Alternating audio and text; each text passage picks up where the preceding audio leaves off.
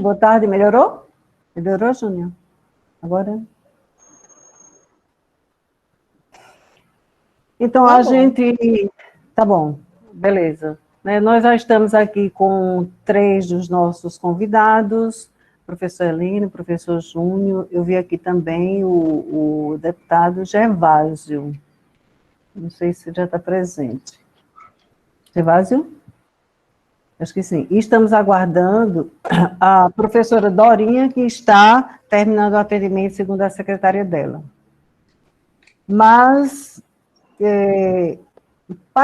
Gervásio, boa tarde. Oi, boa tarde. Tudo bem? Tudo jóia. Boa tarde, gente. E a gente agradece a disponibilidade de vocês, né, de participar. Todo mundo tão ocupado, e são tantas lives simultâneas, mas... Para mim. Obrigada, viu? Então, deixa eu ver aqui. Eu vou pedir para vocês desligarem os microfones, só abrir na hora de falar, né, para não dar tanta interferência, tá certo? Obrigada. Então, para quem não conhece ainda, né, o Fórum Estadual de Educação da Paraíba, eu estou aqui como coordenadora geral e vou mediar as discussões dessa live, acho que de tamanha importância, especialmente no momento crítico em que a gente está vivendo. E aí nós temos hoje, né, efetivamente participando do Fórum Estadual de Educação, são 17 entidades, vou citar só rapidinho. Tem a Secretaria de Estado da Educação e da Ciência e Tecnologia, da qual eu sou representante, a LPB, o deputado Gervásio, inclusive, já integrou o fórum, né, como representante da LPB, a ANFOP, a ANPAE, a ANPED, Sintep-PB, Undime, UNCME, a Campanha Nacional pelo Direito à Educação, o Fórum de EJA, o IFPB, o EPB, a UBS, o Comitê Estadual de Educação do Campo, a RESAP, o Conselho Estadual de Educação e o Confundeb. Essas entidades que estão efetivamente participando deste fórum, que é um espaço plural, um espaço democrático, de luta, de resistência, sempre atuando por uma educação pública, de qualidade social, que garanta os direitos de todos e de todas à educação. E nós...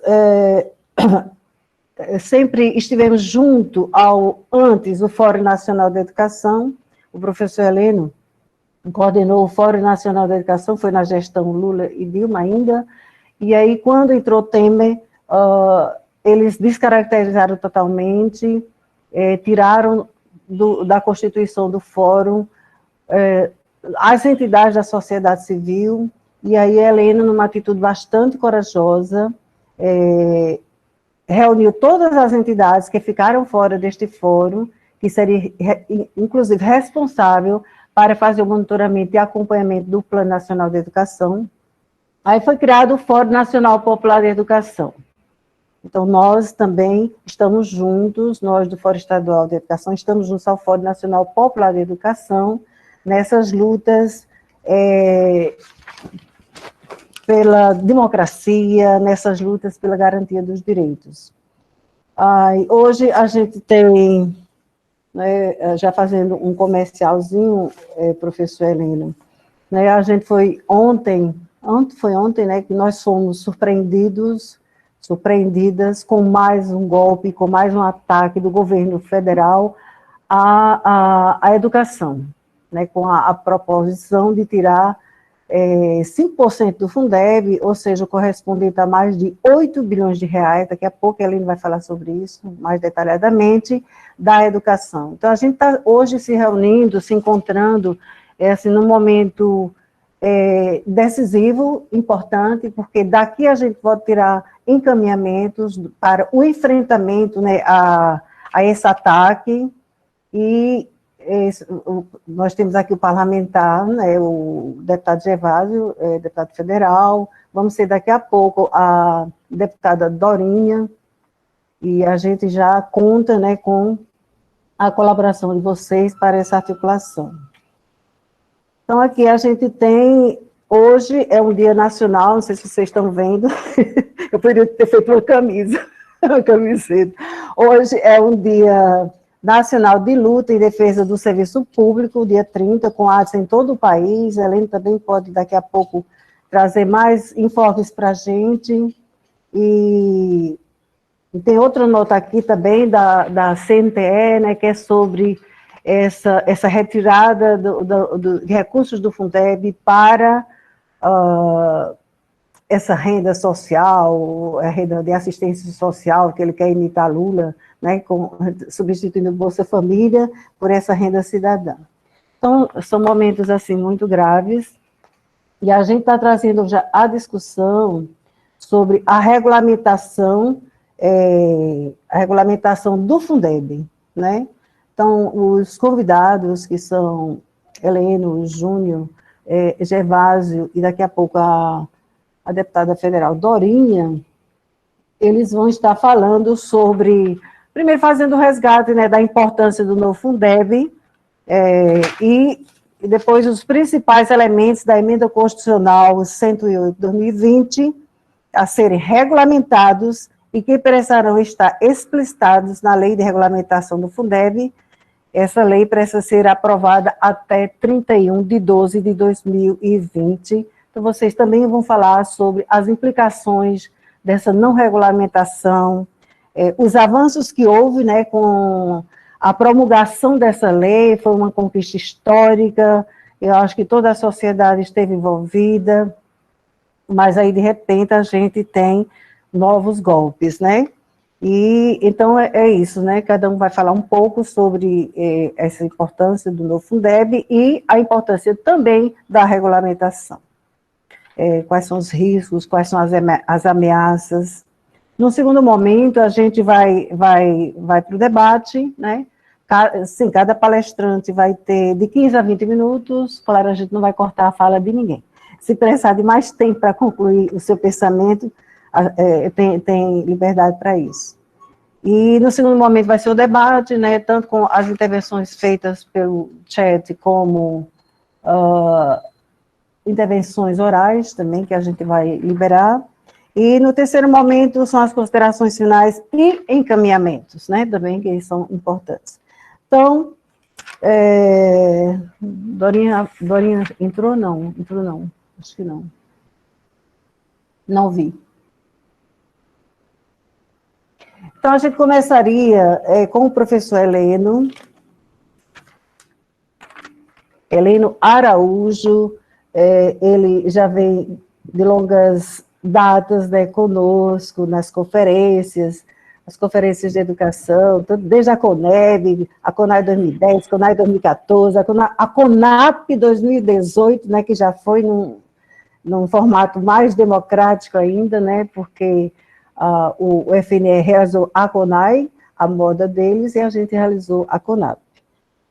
E aí, Heleno, daqui de Pernambuco, pertinho, também sou de Pernambuco, viu, Heleno? É uma alegria muito grande ser pernambucano igual a você. De Recife, professor da rede pública, por isso que ele tem esse pé no chão, esse conhecimento da realidade nua e crua da rede estadual e municipal, rede pública, de uma maneira geral. E, além disso, Heleno hoje é o presidente da Confederação Nacional dos Trabalhadores e Trabalhadoras da Educação, e tem enfrentado, organizado todas as frentes, todas as lutas, né? E também com a internacional, né, Heleno também tem esse vínculo com a Internacional da Educação, de forma bastante importante para a gente, trazendo elementos como elementos para o retorno ou não às aulas presenciais, né, neste momento. Então, tá. E aí a gente tem lutado, resistido, né, contra essa ditadura, contra esse fascismo desse governo que aí está, e eu passo agora a palavra para o professor Heleno. E seguimos juntos e juntas rumo à CONAP 2022, né, que lançamos no último dia 18 de setembro. Obrigado, Giselda, pelo convite, agradecer essa oportunidade da gente dialogar, da gente conversar aqui. Em seu nome, já quero cumprimentar todas as entidades que compõem o Fórum Estadual de Educação.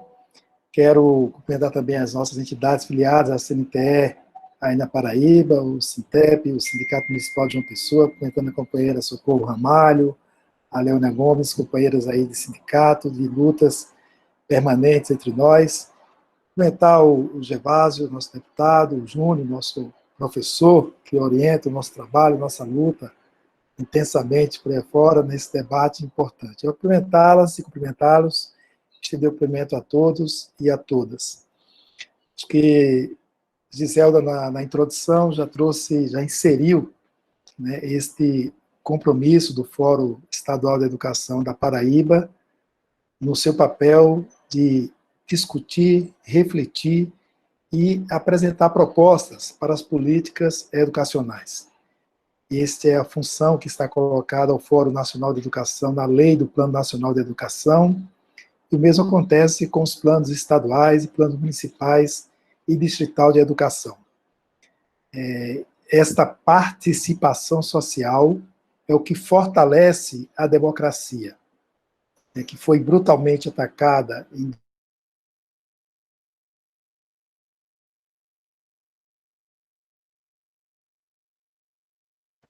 para que possamos, de fato, aplicar aquilo que nós pensamos desde o início, desde a origem. É assim que, historicamente, nós defendemos essa nossa luta. Então, além dessa atribuição do Fórum, se insere dentro de um dia de mobilização contra a reforma administrativa, uma proposta de emenda à Constituição de número 32 do governo Bolsonaro, que, na prática, desmonta todo o serviço público. É privatizar por completo o Estado, é acabar com o concurso público, é voltar as indicações políticas para os cargos públicos, é vincular com as PECs que ele enviou ano passado, a 186, 187, 188, para acabar com os 25% da educação, para autorizar a redução salarial dos servidores públicos nas 3 esferas em até 25%. Então, um desmonte completo, né, que este governo está querendo proporcionar com a aprovação das PECs 186, 187, 188, esta 32, e também a PEC da reforma tributária. Então, um conjunto de maldade que acaba com o papel do Estado e privatiza os serviços públicos, acaba com o atendimento de serviços públicos gratuito, de direito da população brasileira. Então, esse debate de hoje, esse encontro de hoje, se insere nessa luta, neste último dia de setembro, que é o mês de nascimento de Paulo Freire, e que a gente não poderia esquecer, né, dessa figura também importante, que contribuiu com pensamentos, com ideias, que foram aglutinados com as nossas mobilizações, com as nossas ações, e que tem muito em comum, né, nos seus escritos daquilo que nós historicamente defendemos, de um espaço de participação social, dessa autonomia, dessa capacidade de sermos, de fato, sujeitos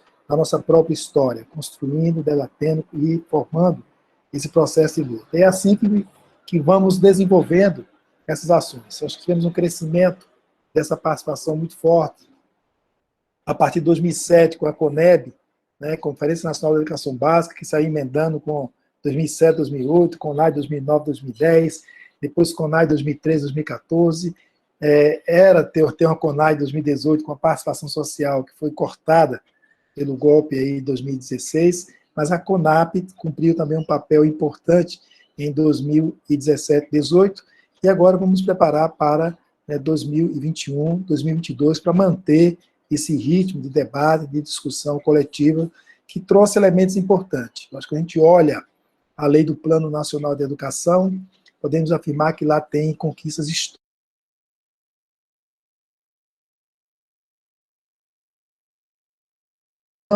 e conseguimos aprovar em 2014. Uma pena que ainda continua só no papel.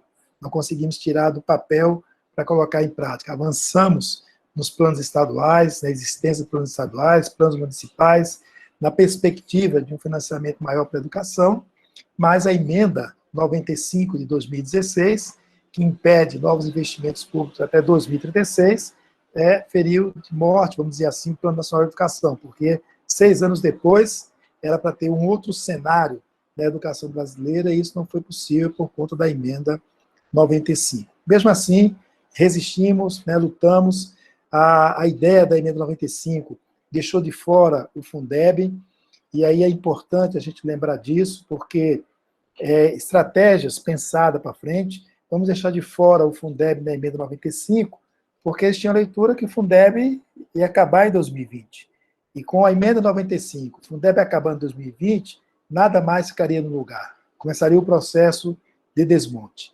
E é nesse contexto que o Fundeb foi aprovado. Um governo Bolsonaro que não tratou do tema.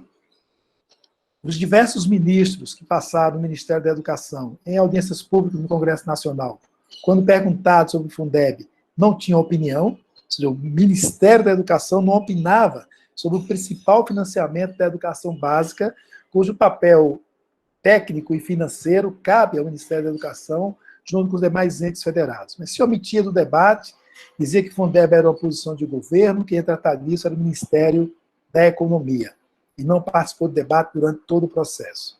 A deputada Dorinha chegando aqui, ela pode até resgatar e trabalhar, porque ela sentiu na pele como relatora, desde 2016, né, essa sensação de querer avançar em um governo puxando, sem querer atuar, sem querer, de fato, trabalhar na perspectiva de aprovar o Fundeb. Isso foi até o anúncio, até a leitura do relatório do Fundeb. Nós tivemos aí o Ministério da Economia, ou a irmã de Paulo Guedes, que é da área do setor privado da educação, pagando artigos em jornais de grande circulação no âmbito nacional contra o Fundeb. É o governo se posicionando contra o Fundeb, então ameaçando completamente ele não existir e provocar mais uma tragédia em nosso país, principalmente na educação básica pública nos nossos municípios. Então essa foi a batalha que, dentro do Congresso Nacional, mesmo tendo boa votação no primeiro turno, mas nós tivemos debate nos destaques, e nos destaques nós tivemos 6 parlamentares do partido que elegeu Bolsonaro votando contra o documento do Fundeb, depois tivemos nos destaques eles se posicionando contra a questão do investimento necessário para a folha salarial dos profissionais da educação, depois votando contra os estudantes, ao ser contra o custo aluno-qualidade, mas nós enfrentamos e ganhamos estas batalhas no Congresso Nacional. Depois de ganhar a batalha, vemos aí o Pinóquio do Bolsonaro dizer que foi o governo que aprovou, né, que o governo dele aprovou um Fundeb permanente, um Fundeb na Constituição, que era importante. E, mais uma vez, essa semana mostra que a máscara caiu de novo, que é um governo mentiroso, nojento, que não tem condições, né, de segurar o que diz. Porque quando anuncia, dizendo que terá acordo entre os partidos no Congresso Nacional de tirar 5% do Fundeb para aplicar na renda cidadã, para aplicar na assistência social, mostra mais uma vez que nunca foi feito ao Fundeb. Né? Esse 5% retirado significa atacar mais de 2.700 municípios mais pobres do nosso país. Atinge mais de 17 milhões de estudantes da educação básica, principalmente na educação infantil, a creche e a pré-escola.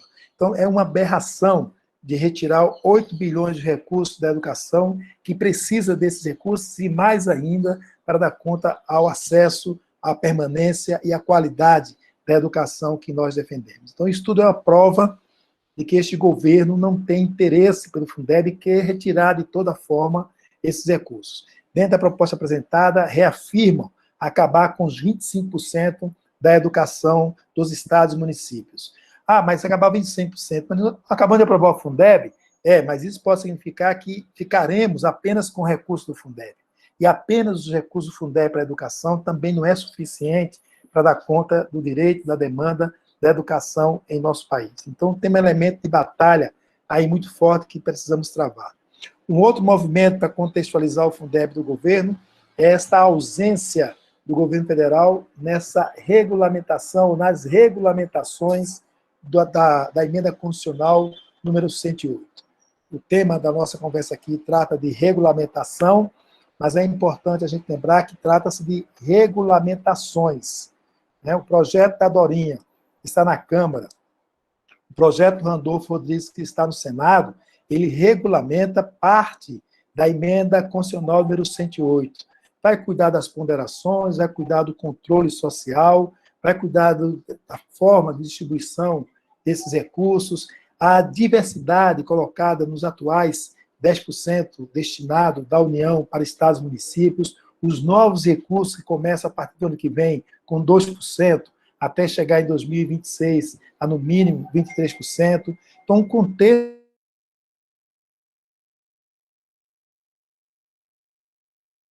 responsabilidade dessa regulamentação geral do Fundeb é do governo federal. Tá? Enquanto o governo federal não assumir o projeto da professora Dorinha, deputada professora Dorinha, ou do Randolph, né, enquanto ele não tomar essa iniciativa, esses projetos que estão na Câmara não se mexem, tem relatorias até o momento.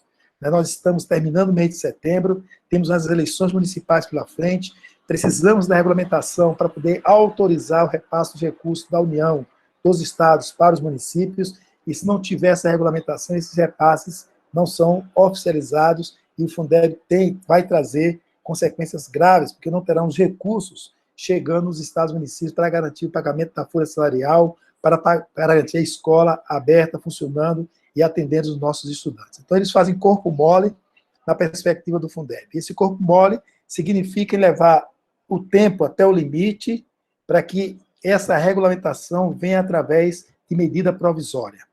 Essa é a leitura, preocupação que nós levantamos. Uma regulamentação por medida provisória do Bolsonaro será um desastre. E esse anúncio de querer tirar os 5% do Fundeb poderá constar dessa medida provisória. Então, é esse elemento que a gente precisa se preocupar e pressionar o Congresso Nacional para que vote um projeto de regulamentação e que não seja regulamentado por medida provisória. Medida provisória entre em vigor assim que é apresentada e assinada, e depois vai para a votação durante aí um período para ver se mantém ou não. Então, seria um grande prejuízo ter o Fundeb regulamentado, uma parte do Fundeb regulamentado por medida provisória. Mas esse é o caminho que o governo Bolsonaro está levando, porque ele nem debate, nem discute, e nem se mexe, nem com suas bases no Congresso, para garantir um relator aos projetos, para poder colocar em tramitação, passar nas comissões, entrar em debate, entrar em votação. Está tudo parado, porque o governo faz esse corpo mole nesse processo. E nesse caminhar, é importante que eu falava aqui que são regulamentações. Então, tem 2 projetos, né, lá esperando a reposição de governo, mas temos que lembrar que nesses projetos ainda não se trata de regulamentar o piso salarial profissional nacional do magistério, que está na emenda 108, mas não consta nem no projeto da Dorinha, nem no projeto do Randolph, porque estando na emenda significa ter outra lei, né, de iniciativa do governo federal para que venha regulamentar este piso. Embora que dentro da 108 diz, se não tendo a regulamentação, vale o que está aí hoje, mas aí tem essa disputa que precisamos cuidar desse processo. Então, além da regulamentação com ponderações, com o que está no projeto apresentado no Congresso Nacional, ainda temos um outro projeto de lei que deverá vir para regulamentar o piso salarial profissional nacional do magistério público. Uma outra regulamentação prevista no 108 é a do custo aluno-qualidade, né, que foi debatido, o governo se posicionou contra, o Partido Novo também, nós ganhamos e está na 108. E ela precisa também ter tramitação no seu processo de regulamentação, que está fora dos projetos apresentados hoje no Congresso, e só no Randolph ainda é citado. No da Dorinha, nem o termo custo aluno-qualidade é citado ainda nesse processo de construção dessa regulamentação. E temos o desafio da regulamentação dos 2,5% destinado à meritocracia, que precisa ser regulamentado em 2022. Então, até lá, vamos ter ainda muito debate, né? Quase 2 anos aí pela frente, debatemos critérios, né? Como fazer esse processo de distribuição desses 2,5% por desempenho dos municípios, dos estados, que está ligado à meritocracia, que é uma contradição, né, para o objetivo do Fundeb, mas também está no horizonte do nosso debate da regulamentação. O terceiro e último aspecto que eu quero tratar é da nossa mobilização para garantir esta regulamentação. Então, nós da CNTE já deliberamos, em reunião da direção da CNTE, a nossa campanha pelo Regulamenta Fundeb. Então, essa campanha já está em ação, já estamos aí com material produzido, vamos ter camisas, vamos ter todo um processo de impressão, vamos ter que voltar a fazer as pressões sobre os parlamentares, deputados, senadores, toda a questão da mídia que usamos lá pela aprovação do Fundeb permanente, vamos querer agora pelo regulamento Fundeb com urgência, né, para que não esperem, para que não seja regulamentado por medida provisória. E esta semana também já entramos, né, em nova campanha, que é recursos do Fundeb é da educação. Né? Nós não podemos permitir ser tirado recurso da educação para a assistência social.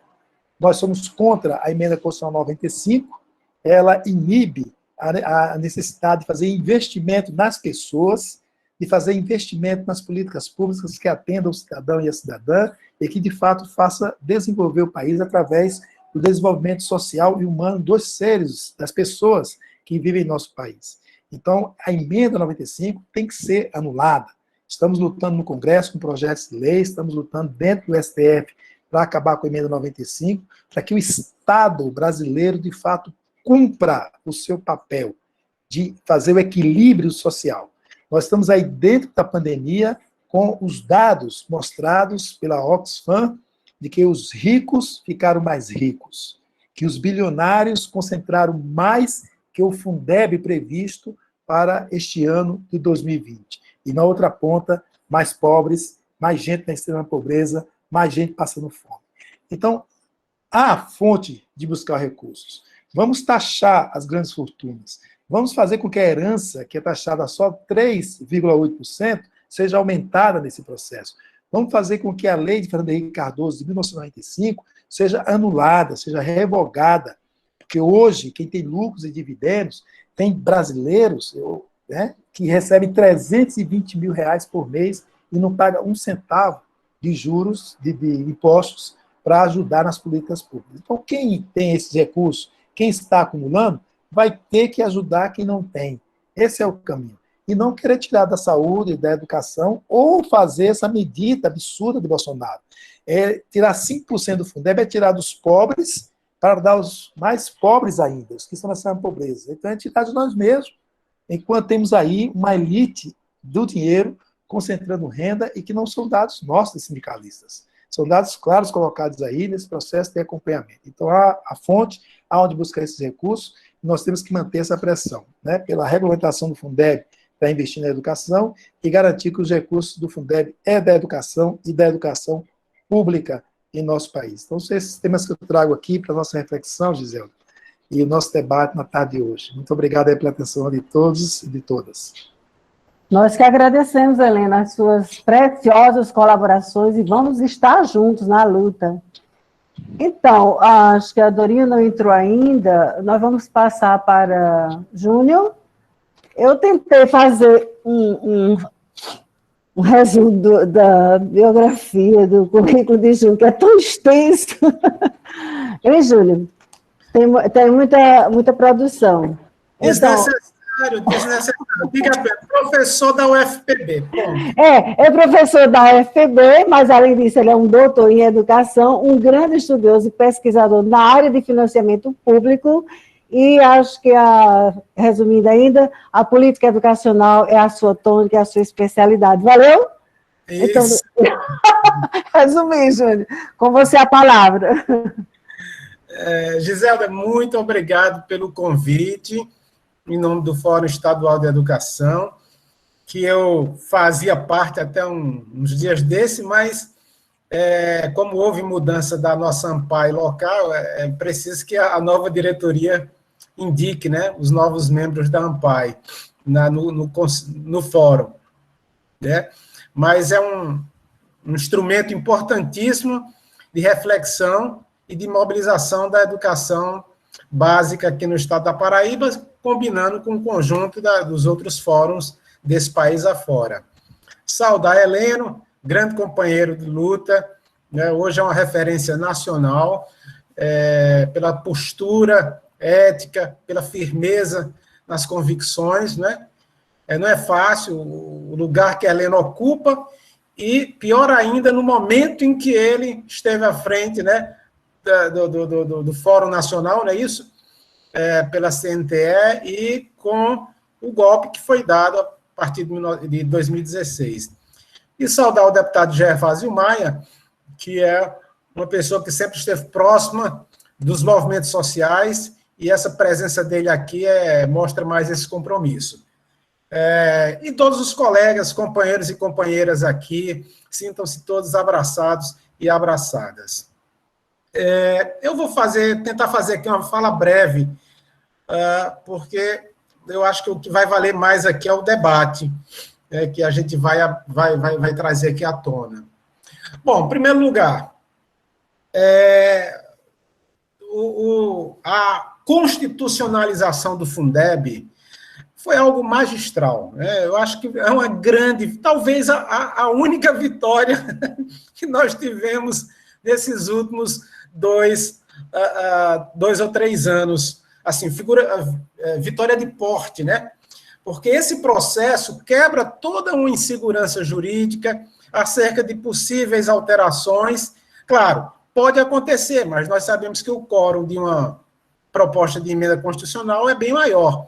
E isso faz com que as mudanças elas tenham que ser mais negociadas. Então, a constitucionalização do Fundeb também ela é uma sinalização para a sociedade como um todo de que nós precisamos da estabilidade às bases de financiamento da educação. Eu vejo aqui que a deputada Dorinha entrou, tá? Seja bem-vinda. Nós adiantamos um pouco a pauta, pedimos desculpas, né?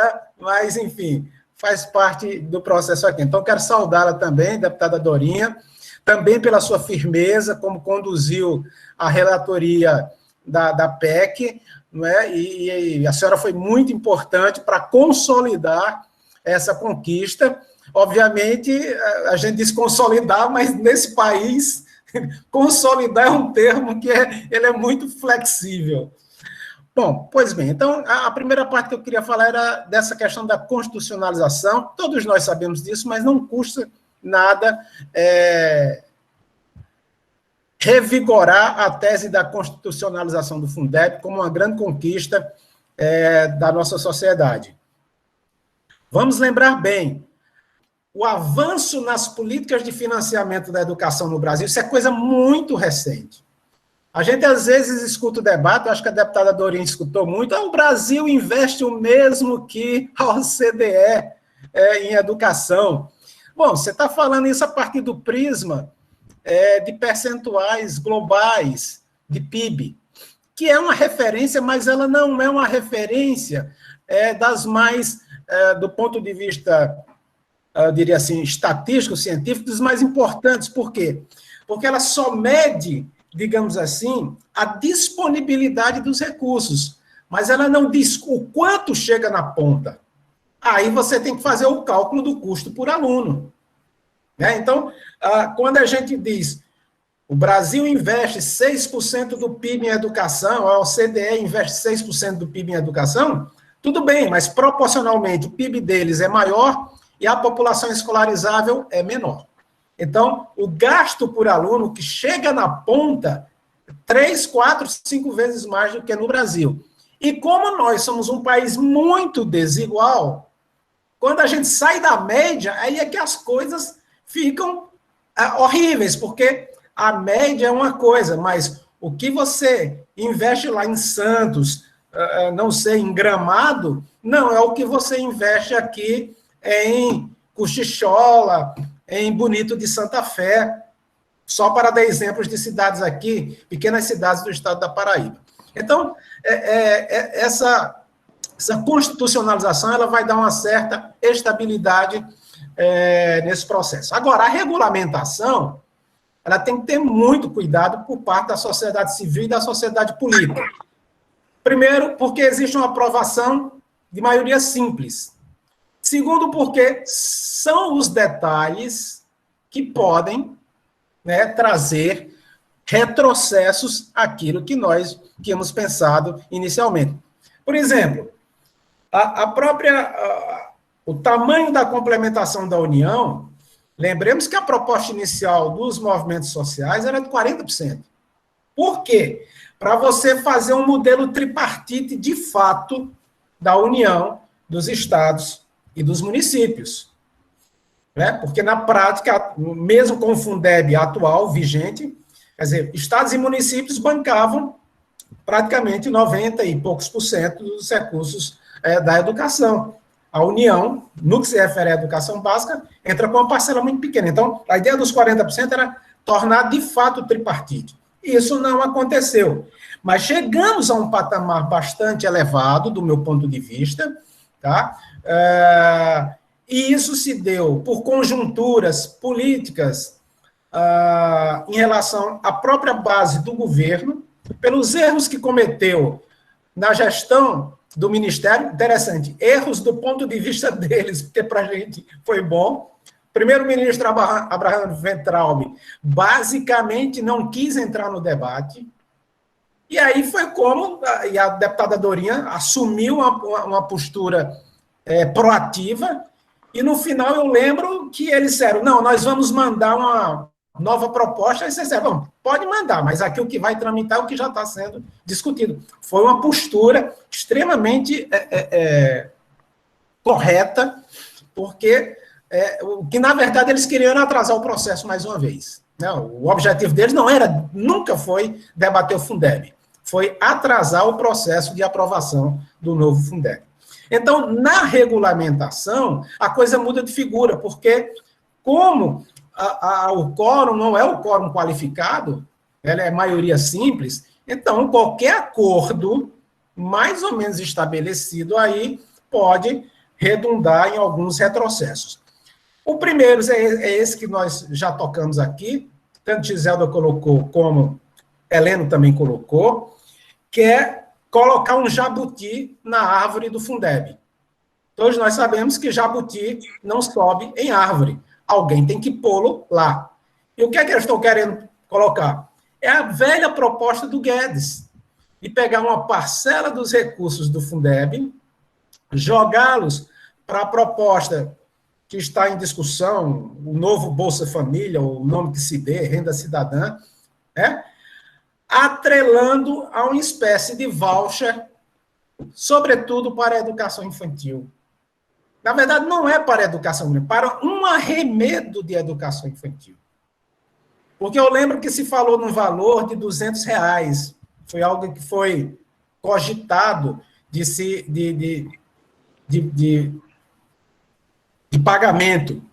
Desde quando R$200 paga uma creche de qualidade?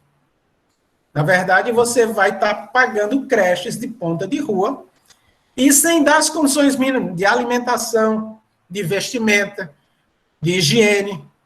Quer dizer, as famílias e o Estado se desobriga, e pior ainda, o Estado se desobrigaria de continuar uma política crescente de investimento na educação infantil. Isso me preocupou bastante. Eu lembro aqui, a professora Adelaide está aqui, quando eu participei do seminário do MIEB aqui em João Pessoa, eu lembro que ainda foi presencial, eu defendi que tinha que brigar por uma subvinculação de recursos para a educação infantil. Ainda não estava na pauta. Estava um debate, mas não estava na pauta. E isso aconteceu com essa parcela. Então, na verdade, seria o que se colocou de aumento de recursos para a educação infantil seria retirado.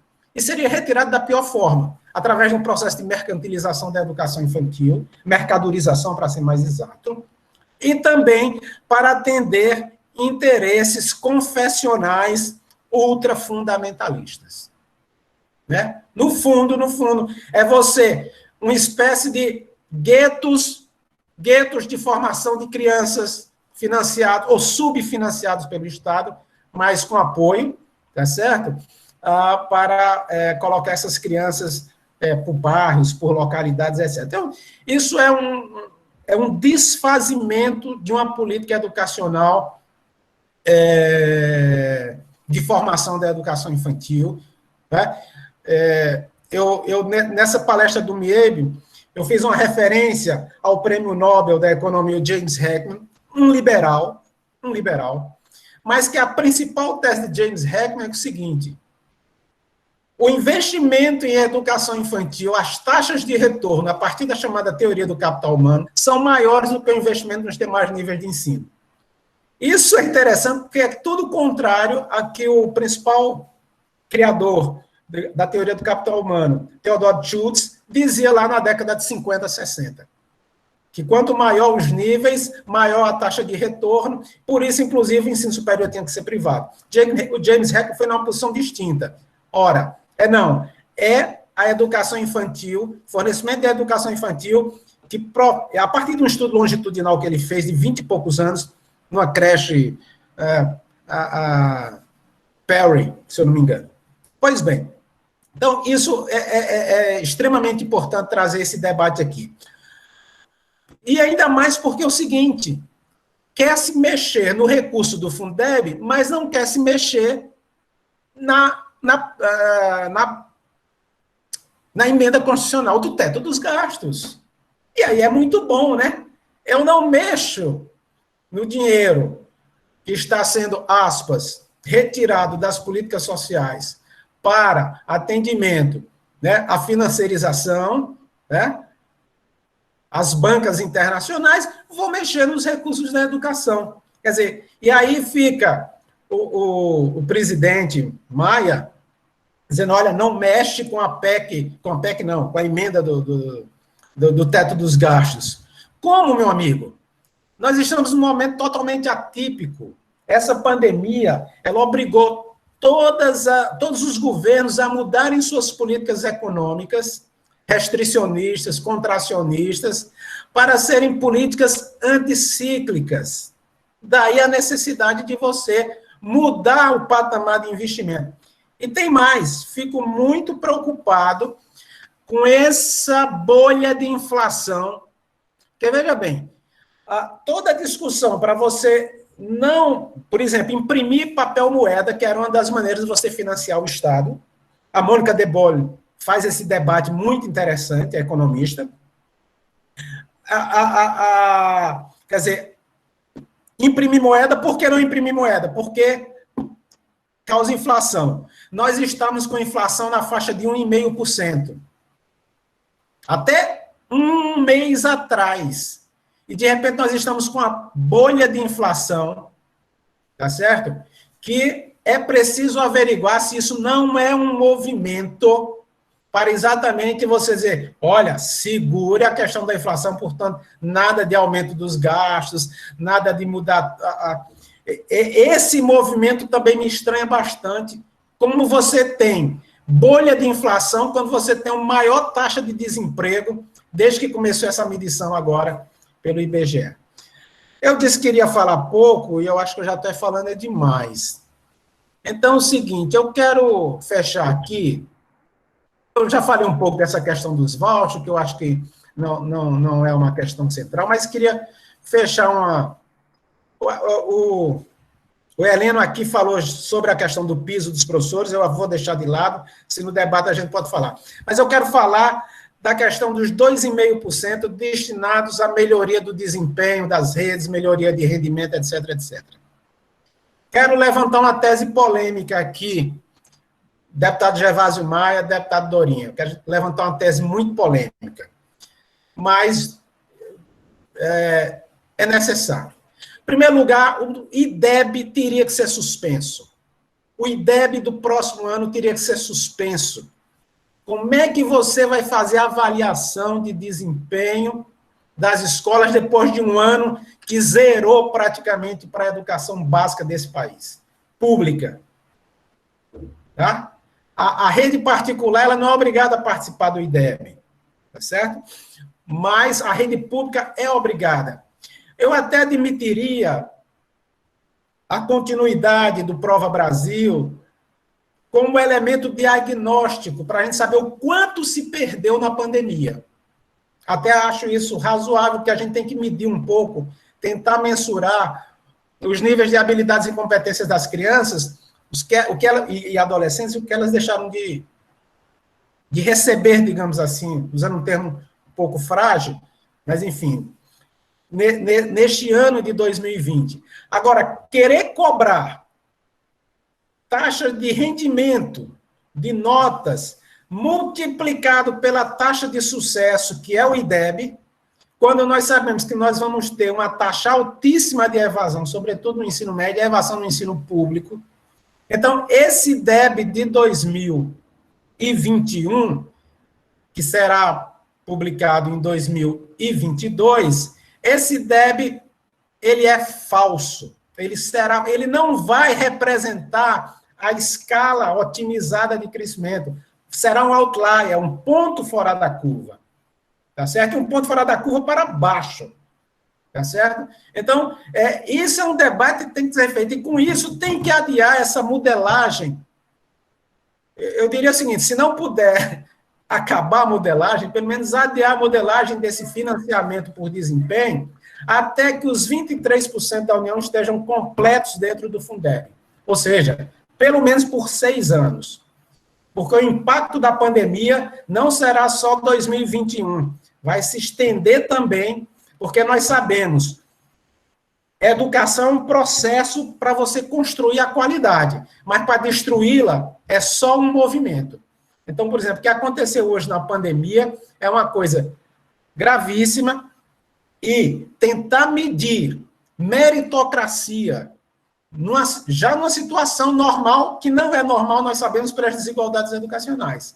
Mas numa situação efetiva de pandemia, isso vai atingir muito fortemente a educação básica. Então, eu traria essa polêmica no fim, tá? Mas é uma coisa necessária e justa debater esses temas.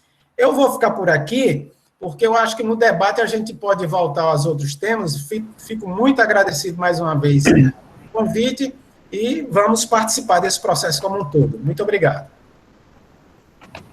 Nós que agradecemos, Júlia, as suas ricas contribuições, muitos elementos, né, que vão ajudar no nosso debate e também na nossa luta daqui para frente.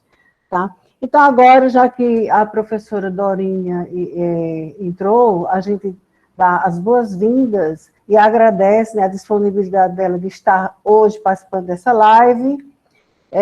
Acho que todo mundo aqui já conhece a professora Dorinha, que ficou famosa, né, com a PEC, sendo a relatora da PEC 15/2015. Olha, gente, foram 5 anos de uma PEC parada, né, 5 anos.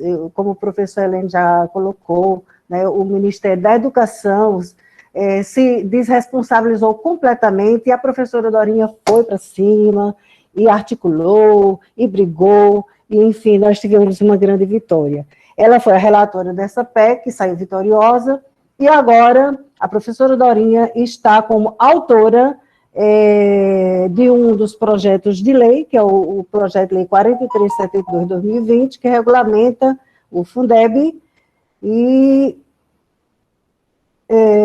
eu soube, professora, que a gente está com, assim, Dorinha, para quem ainda não conhece mais a fundo, ela é lá de Goiânia, né, do DEM, é deputada federal pelo DEM, do Tocantins, e antes de ser deputada, ela é professora, por isso que essa luta tamanha pela educação.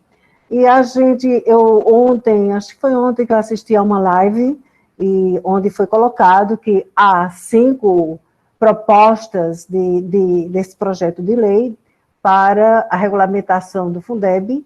Uma das propostas é a sua, a outra é do senador Randolph, e que a proposta do senador estaria mais completa, porque já completa o CAC, e a da professora Dorinha não contempla. Esse foi o comentário que eu ouvi. Então, assim, eu agora deixo com a senhora, ou você, que é tão jovem ainda, a palavra, né, para falar tanto sobre essa corrida, né, para a constitucionalização do Fundeb, como agora essa corrida também, que a gente tem que ter até o final do ano, até 31 de dezembro, olha, hoje faltam 3 meses, né, apenas, acho até menos, né, porque hoje é dia 30, para que a gente coloque em tramitação, né, porque a Helene colocou, né, e não tem nem relatoria ainda, né, tem a autoria, mas não tem a relatoria. Então, com você, a palavra. Bom, boa tarde, eu quero agradecer o convite, peço desculpas porque eu vou falar e vou ter que sair. Eu tenho uma live agora com o deputado Edilvan, nós organizamos uma live para debater e estamos com uma proposta de grande reação contra essa, eu não vou dizer nem tolice, se não fosse uma coisa tão sem cabimento em relação ao uso do Fundeb para a área social. Na verdade, eu não fico, nem me preocupo, né, mas é lógico que a gente precisa fazer toda a movimentação, Heleno, e eu vou aproveitar para, em seu nome, agradecer toda a força que foi dada. O Fundeb não foi votado por acaso, né, o Heleno sabe o quanto foi difícil nos últimos dias, nos últimos 4, 5 dias, o enfrentamento que nós tivemos que fazer, porque toda uma base recém-organizada para o governo Bolsonaro começou a agir para realmente sepultar de vez o Fundeb. Quando você imagina uma proposta do governo que dizia que o Fundeb teria que ter vigência para 2022, como se a gente pudesse dizer para os alunos, para as crianças, para os professores, volta mais tarde, igual quando a gente está, um vendedor que vem na sua porta bater para vender alguma coisa, você diz, não, passa depois. As propostas apresentadas pelo governo, de tão ruins, elas nos ajudaram quer dizer, a gente nem perdeu tempo com um debate o governo não quis falar sobre Fundeb, não se envolveu, não foi para a mesa, para o debate, isso teve prejuízos em relação ao tempo, o nível de maturação do texto e todo o debate, as inúmeras audiências públicas, a participação muito ativa do nosso presidente da comissão, o deputado Bacelar, e o relator do Senado, o senador Flávio Arnes, nos ajudou muito nessa construção, que foi muito coletiva. O texto não é de A, B ou C, é um texto que houve uma participação e uma construção que a gente foi cedendo dentro dos pilares que não podiam ser negociados, né? Eu acho que houve uma boa construção. Eu quero só aproveitar para dizer assim, acho que tem alguns elementos que a gente precisa sempre combater, né? Primeiro, a gente não investe semelhante aos países membros da OCDE, isso é mentira, não é só um comparativo, uma relação em relação ao fato do PIB nosso ser baixo, né? O PIB nosso é baixo, nós investimos muito abaixo, né, do que os países membros da OCDE, nós temos mais alunos nas escolas, então isso tem, quando a gente distribui e calcula o per capita, os números são muito piores, né, nós temos mais de quase 50% das escolas que não têm saneamento básico, sequer podiam ser chamados de espaço de educação, de escola. Quando nós olhamos a remuneração dos profissionais da educação, ainda é muito baixa, a inexistência de uma carreira que vem sendo achatada ano a ano, né, não é só o piso, mas uma carreira que não atrai, que não mobiliza a permanência no sistema. Então, o primeiro ponto que nós enfrentamos foi, primeiro, constitucionalizar sim e por quê. A gente enfrentava o debate de que, do ponto de vista demográfico, o país está envelhecendo, não precisa de escola. Seria verdade, lógico que ninguém está dizendo que o país não está envelhecendo, que nós temos uma mudança demográfica em curso, mas, por outro lado, que nós temos que, para contrapor a esse argumento, é que, mesmo nos números atuais, e encolhendo a população, reduzindo do ponto de vista demográfico, nós ainda temos um passivo não atendido de vagas não atendidas nas creches, nas escolas, a questão do tempo integral, o atendimento é muito baixo, essa coisa do Brasil de tempo parcial e tempo integral precisa ser enfrentada em relação à ampliação do tempo de permanência, a carreira, a estrutura das escolas ainda muito precária, então não tenho nenhuma dúvida que o argumento de que já o Brasil investe o suficiente, ele caiu por terra e foi essa a fonte de argumento, né? Então, quando a gente olha os dados comparativos, não é verdade uma linha que alguns economistas assumiram, bastante fiscalista, de que a gente não podia engessar o orçamento mais, que não podia, que os valores investidos pelo Brasil já eram suficientes. Isso não é verdade. Eu quero só chamar a atenção que na época do debate, do final do debate do Fundeb, essa questão de usar os recursos do Fundeb para programas de renda mínima, renda básica, renda cidadã, seja qual for o formato, né, e o nome que o governo quiser construir, Nós deixamos claro desde o início, e agora também em vários posicionamentos públicos, né? Não tem base legal, constitucional, já está muito claro, e não é só na PEC do Fundeb, que não é possível usar recursos da educação para programas sociais. Isso eu não tenho receio que o Congresso poderia voltar atrás em relação a essa posição. Os recursos da educação, e o próprio nome do fundo é Fundo de Manutenção e Desenvolvimento da Educação, então já foi-se o tempo de fazer asfalto na porta da escola e poder contar como recurso de educação, né? Nem a alimentação escolar, ela pode ser computada. Eu não imagino a menor condição para que o Brasil pudesse fazer em qualquer situação de reversão. Na época do debate inicial, o próprio Supremo se manifestou dizendo, olha, isso é inconstitucional,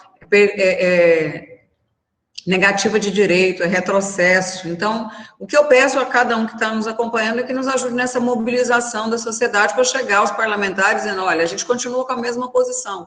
Por que eu digo isso? Porque é importante reforçar, porque nós no dia a dia lidamos com a educação, mas muita gente imagina, não, um programa social é importante, pós-pandemia, ter um programa integrado, é importante, mas não com dinheiro da educação. A priorização de uma área, de um trabalho social, eu não conheço o programa, não estou defendendo o programa. Não tenho nada contra, só não pode imaginar que o Fundeb possa ser fonte de financiamento. Também peço desculpas porque eu não consegui ouvir a fala de todos, mas vou partir da fala que eu acompanhei. No texto, e também no próprio texto de regulamentação, não tem nenhuma vinculação em relação à parte, o percentual que vai ser para indução de resultado, melhoria ou garantia de aprendizagem, não tem nenhuma vinculação com o IDEB, né? Ao contrário, diz que isso vai ser definido no Sistema Nacional de Avaliação, e nós vamos ter oportunidade de discutir separadamente.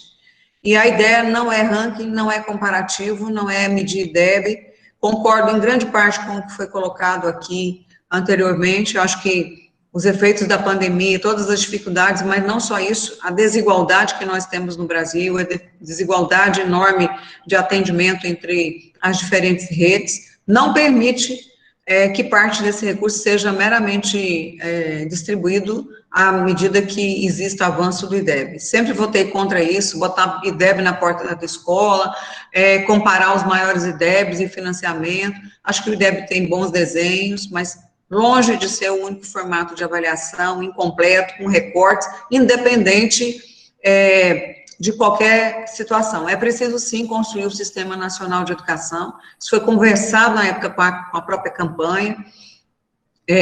Não tem nenhum acerto diferente disso. E talvez seja necessário até reavaliar algumas medidas, né, a partir da própria proposta que vai ser tratada na regulamentação. Por que eu apresentei um texto de regulamentação? Não tenho nenhuma sinalização de que assumiria a relatoria. E fiquei muito preocupada, sim, em relação a gente ser surpreendido com uma medida provisória vinda do governo. Eu quis colocar, e foi uma proposta elaborada, trabalhada pelos consultores da Câmara. Ela está recebendo sugestões, eu já estou trabalhando com FNDE, com MEC, mandei para o Concede, para a Undime, ela está pública, Helena, e eu estou à disposição para tentar fazer essa concertação. Não sei quem será o relator. Acho até que, pelo enfrentamento que fiz nos últimos dias, dificilmente eu recebo essa relatoria, né, porque você acompanhou, e muitos acompanharam de perto, como foi a resistência em relação à questão da remuneração para os profissionais da educação, a não ceder nada para essa questão de área social, a avançar, sim, porque eu considero que nós avançamos, sim, no percentual. 23% até 2026 é muito mais do que nós já tivemos nos 14 anos do Fundeb, que nunca passou dos 10% atuais. Agora tá bom? Não, nós temos que nos fortalecer, porque 2026 está bem ali. E o grande problema que nós temos que enfrentar é a emenda 95, que ela atinge de maneira bastante comprometedora em relação à educação pública. e não é usando o Fundeb como válvula de escape, por não estar no teto de gastos, que nós vamos permitir maquiar uma realidade concreta nos orçamentos públicos. Não sou contra a responsabilização em relação ao uso do recurso público, acho que cada vez mais nós precisamos melhorar controle, acompanhamento, controle social, fortalecer os conselhos de acompanhamento, a qualidade do investimento, acho que todos nós temos isso como responsabilidade, mas não é maquiando como... nós estamos vendo a tentativa de um orçamento que está cada dia mais estrangulado.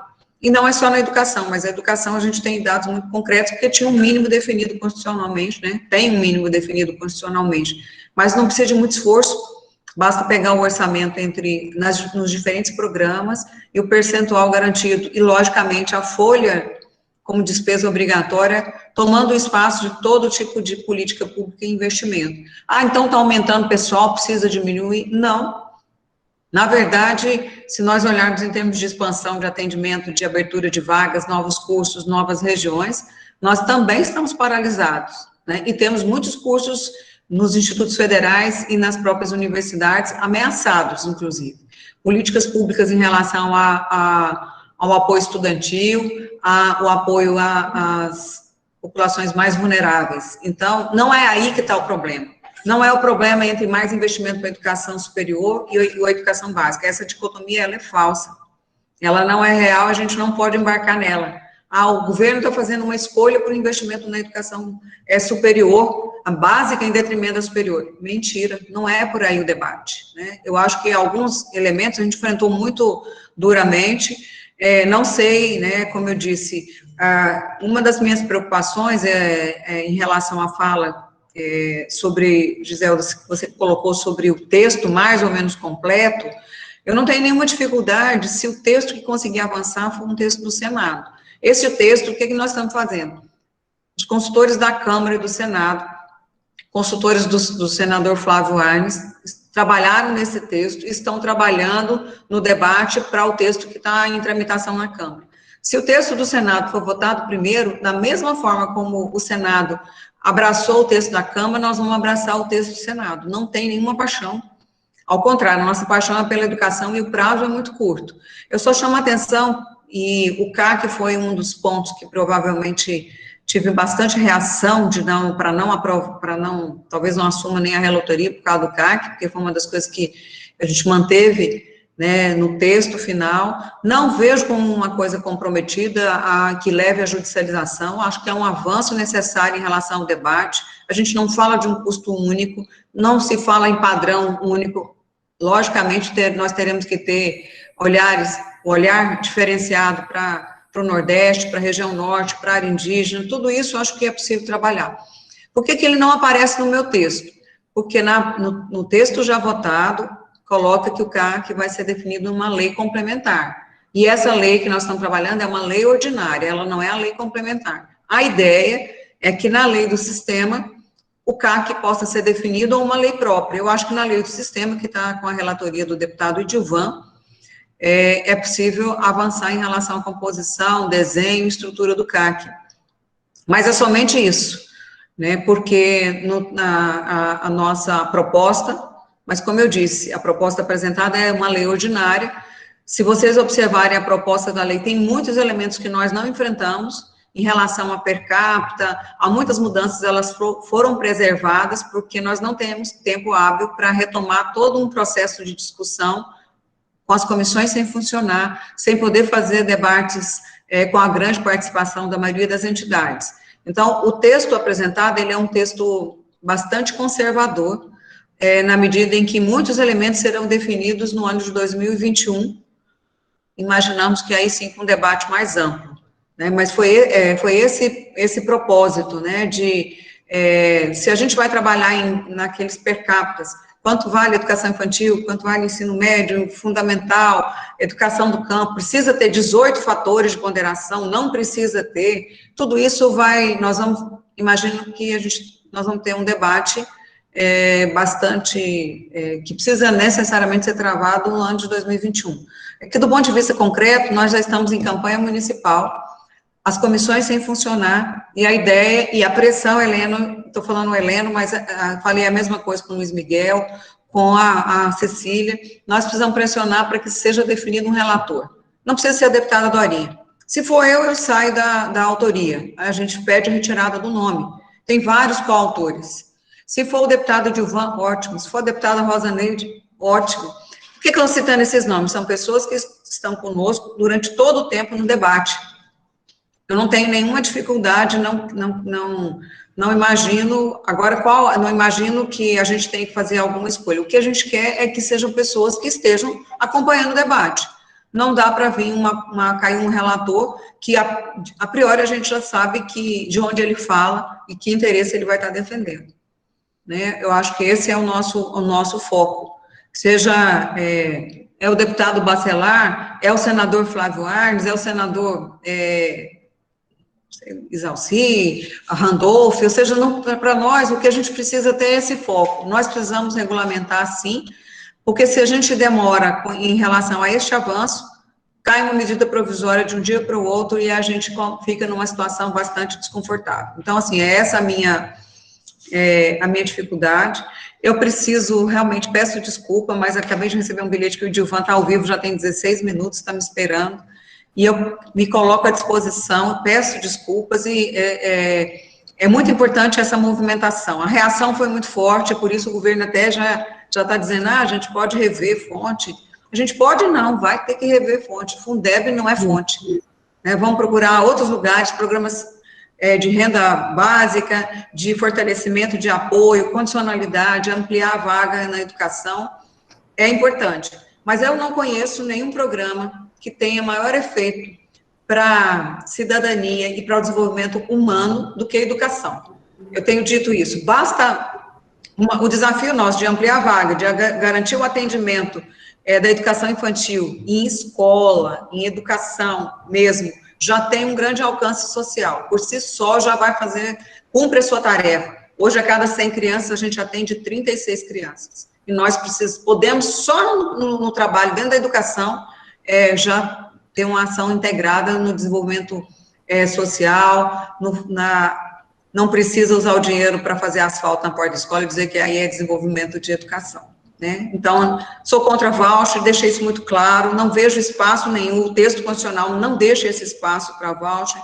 Eu acho que o que a gente precisa avançar é em relação à pressão mesmo para definir relator, seja, né, não seja quem for, mas dentro de um bom escopo de nomes que podem ser apontados, e a gente fazer esse trabalho, porque é muito importante, e o que eu tenho mais medo é de chegar com uma ideia de uma medida provisória de cima para baixo.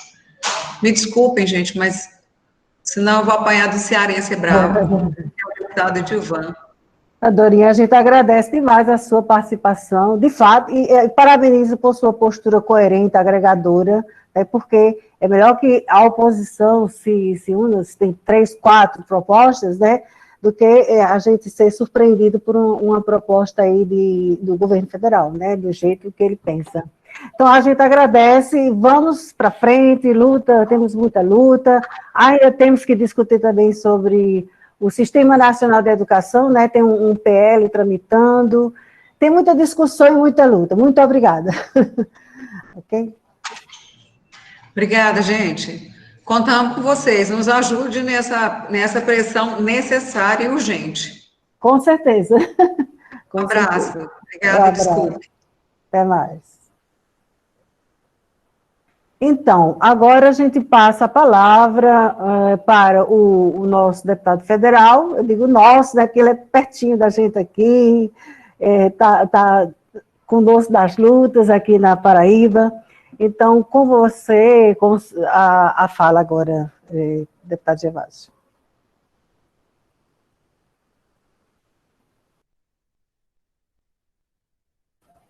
O microfone, só o microfone para abrir o microfone. Abrir o microfone. Isso.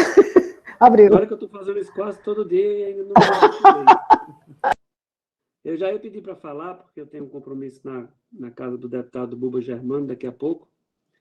Cheguei de Brasília meio-dia. Mas, assim, eu confesso que, primeiro, fiquei muito feliz de ter sido convidado para um debate com tanta gente importante no nosso segmento da educação. Eu sempre digo que a educação é o alicerce do futuro, é a base de tudo. Pena que grande parte dos políticos, quando assumem os seus mandatos, eles deixam os discursos de lado e discursos de campanha, e quando estão com a caneta, eles não enxergam a importância da educação para o futuro de uma nação. Assim, é de causar muita indignação depois de tantos avanços, de tantas conquistas que a gente teve. A deputada Dorinha falou agora, para mim, pelo menos, foi motivo de muita realização ter participado da constitucionalização que gerou indiscutivelmente, vai gerar indiscutivelmente a estabilidade de investimentos na nossa educação, algo que é realmente muito importante. E, assim, tudo que vem desse governo, e me permitam dizer isso, eu já fico duvidando, porque o governo ele tem atacado muito a educação. Todos os movimentos da equipe do governo Bolsonaro em relação à educação são de movimentos negativos. Essa questão da mobilização para a gente pressionar a regulamentação desse tema tão importante é muito importante. Os congressistas, eles se incomodam muito quando a mobilização ela é muito firme, quando ela é muito eficaz. Como a deputada Dorinha falou agora, essa vitória da constitucionalização do nosso Fundeb foi construída a várias mãos, mas principalmente, no meu entender, pela pressão positiva que foi feita pelo segmento. Não dá para a gente continuar com o modelo atual, em que a gente tem investimentos muito limitados na educação, e isso deixa a desejar alunos estudantes que poderiam estar avançando positivamente não avançam, outros ficam fora da escola. É como foi colocado aqui, a falta de saneamento em muitas escolas, Brasil afora, a falta de estrutura em muitas... Aqui na Paraíba mesmo, antes do governo Ricardo Coutinho, a gente tinha um monte de escolas que estavam caindo na cabeça dos alunos. E a falta de valorização no que diz respeito aos salários dos profissionais da educação é como se estivesse enraizado na história do Brasil e não houvesse um despertar para que a gente possa viver um novo momento. Então, assim, eu quero dizer que a gente precisa fazer uma pressão gigante, não pode nem se pensar em ter uma medida provisória tratando sobre esse tema. Eu não quero nem imaginar que isso seja possível. No que depender da nossa bancada do PSB, de deputados federais, nós somos 32 deputados, a gente vai estar fazendo a pressão que foi feita até então, para que a gente possa chegar em dezembro, fechando 2020 no quesito educação, já que foi um ano tão difícil, por conta dessa terrível pandemia que a gente viveu, mas que a gente possa fechar com chave de ouro esse novo momento da educação no Brasil, celebrando a constitucionalização do nosso novo Fundeb. Então, assim, eu tenho certeza que a gente vai conseguir avançar. O governo fez uma sinalização com relação a essa questão do Renda Brasil. Imagina só, isso é uma piada de mau gosto, você querer tirar recursos da educação para bancar algo que também é muito importante, mas que você não pode tirar daí. É inadmissível, por exemplo, que a gente tenha... Primeiro, o Brasil está dentre os 8 países do planeta Terra mais desiguais. A gente está com um tema muito importante que tem tudo a ver, gente, com essa questão da educação e com todas as questões da economia do país, que é o nosso modelo tributário. Essa é uma pauta também muito importante, porque não dá para a gente viver no Brasil em que você tributa sobre o consumo, você tem uma carga tributária aí na casa dos 60%, e as pessoas ficam privadas de acesso ao consumo. Enquanto que você vai, aqui não tão distante, nos Estados Unidos, e a tributação sobre o consumo é lá embaixo. Um Brasil que, em 1995, isentou os super ricos, eu estou falando de banqueiro, estou falando de gente que tem muita grana, muito dinheiro, do pagamento de lucros e dividendos. O Brasil perde uma fábula a cada ano com relação a isso, então tem de onde tirar dinheiro. Basta acabar com esse paraíso de super ricos no Brasil. Um Brasil que você tem 6 pessoas que acumulam mais riquezas do que 100 milhões de brasileiros. E a gente ainda ficar assistindo essas coisas sem uma atitude enérgica, firme do Congresso Nacional. Porque toda vez que vai se falar desse tema, a turma dos super ricos se mobilizam e a coisa não avança. Então, eu torço muito que a gente possa tornar o Brasil com um modelo tributário justo, para que a gente tenha dinheiro para bancar a educação, para que a gente tenha mais dinheiro para a saúde, para que a gente tenha mais recursos para obras estruturantes.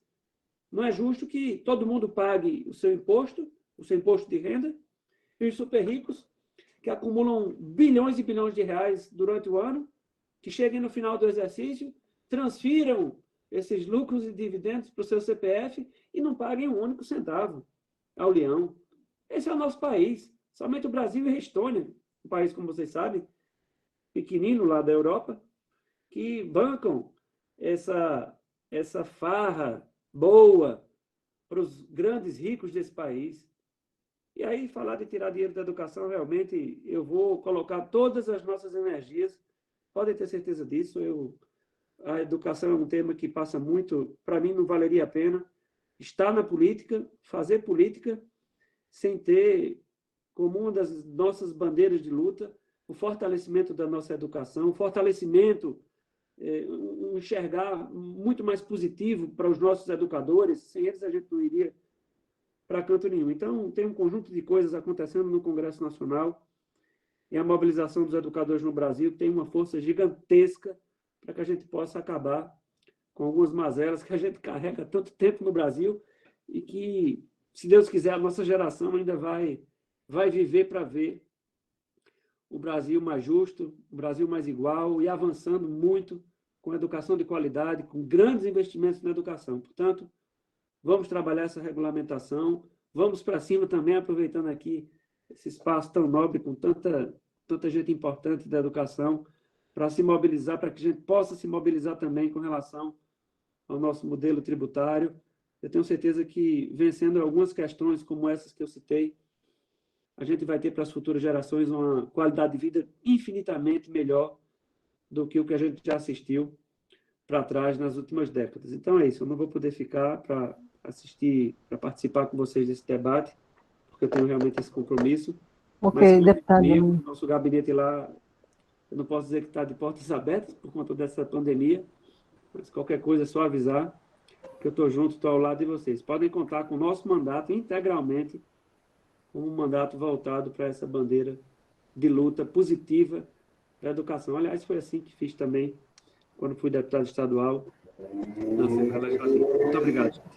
Ok, deputado Gervásio, eu vi também que o senhor faz parte de como titular de uma comissão do orçamento e como suplente da comissão da reforma tributária. É disso que a gente precisa. Né, eu fui indicado essa semana. É dessa força que a gente precisa lá na Câmara Federal para a derrubada, né, da emenda constitucional 95, dessa reforma administrativa, a reforma tributária, como foi desenhada pelo governo Bolsonaro. Então, a gente conta com sua força. É uma estupidez essa reforma administrativa, pelo amor de Deus. É algo que a gente tem que bater de frente também, porque é outra piada de péssimo gosto de um governo que quer vender o Brasil barato. E o pior, que é destruir as conquistas importantes que com muita luta se teve. Mas eu fui indicado, sim, Gisela, essa semana.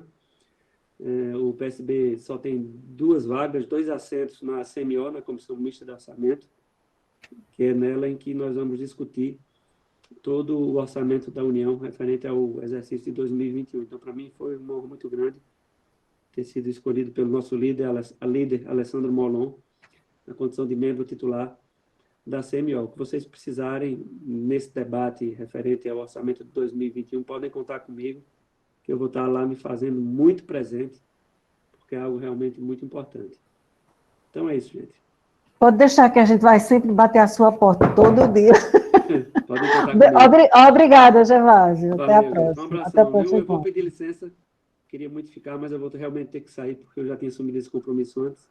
Mas, enfim, um forte abraço e sigam aí nesse bom debate. Valeu, gente. Obrigada. Então, gente, agora a gente vai abrir o debate. O professor Helene está presente, o professor Júnior também. Então, eu queria ver, assim, quem gostaria de se inscrever. Eu estou vendo aqui que a Adelaide Alves Dias tem dado várias contribuições aqui no chat. Aí, Adelaide, se você quiser se posicionar oralmente, pode abrir o seu microfone e falar agora ou se calar para sempre. Estou brincando. Adelaide, cadê ela? Está presente? Não sei se ela saiu. Adelaide. Mas, além de Adelaide, quem gostaria também de aproveitar o momento, né, para a gente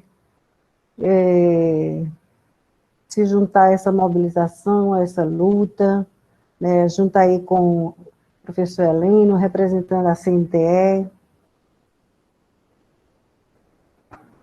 Leônia. Pronto, Leônia, pode abrir seu microfone. Leônia? Oi. Pode abrir.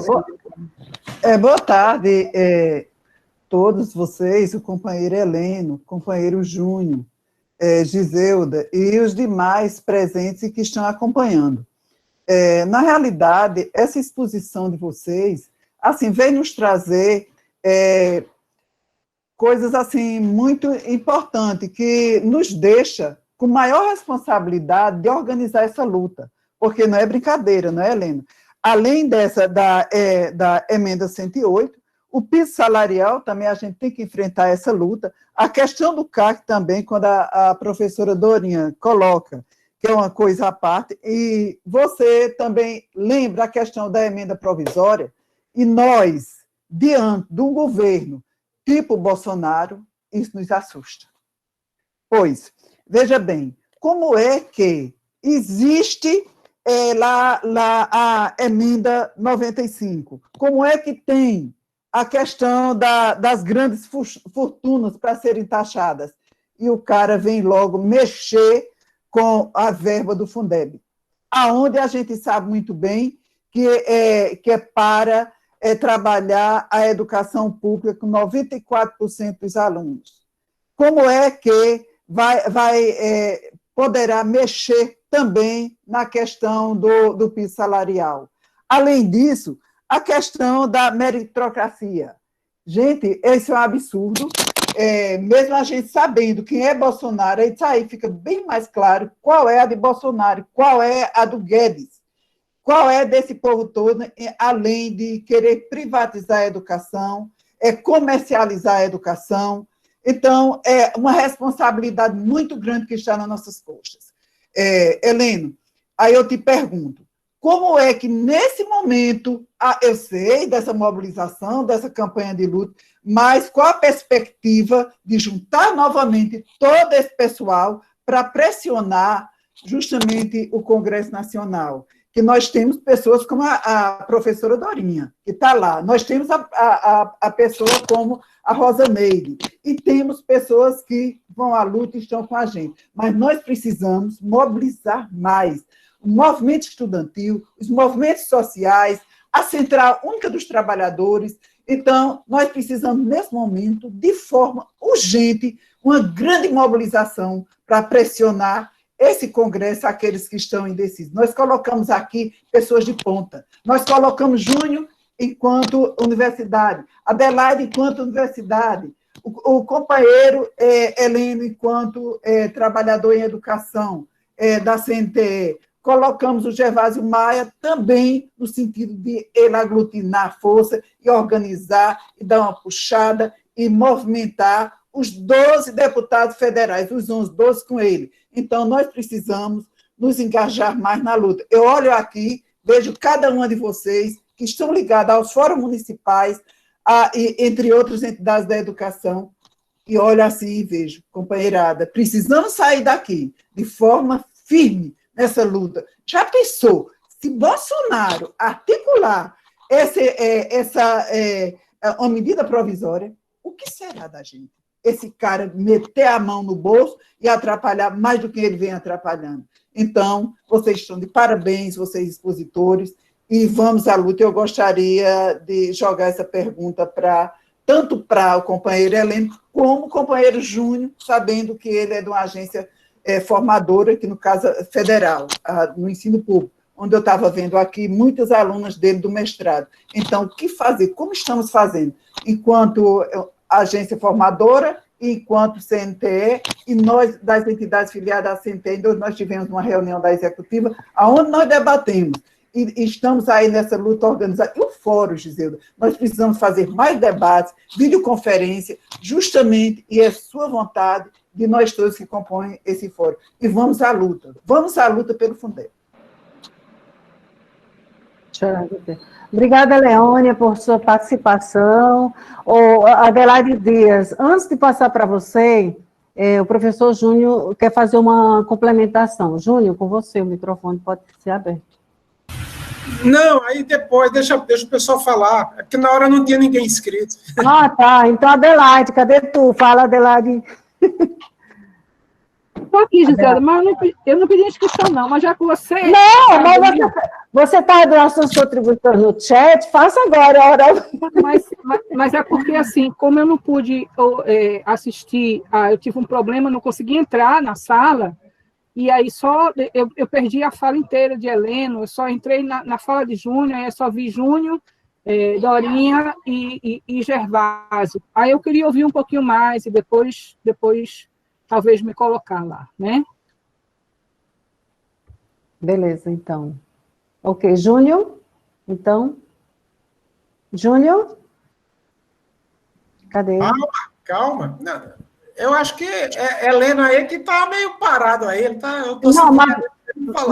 Mas ele vai falar. Você que queria se inscrever para complementar. Heleno? Não, ele queria se inscrever e falar primeiro. Pode deixar ele falar. Eu não vou defender proposta contra a sua, não, rapaz.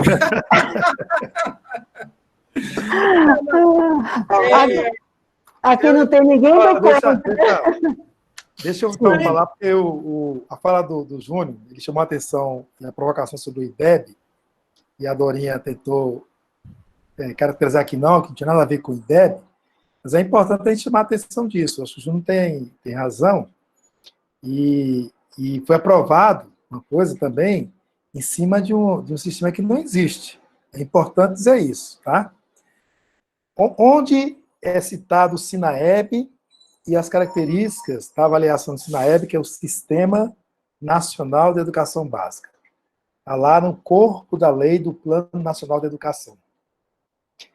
Que o INEP fez a regulamentação através de uma portaria, em maio de 2016.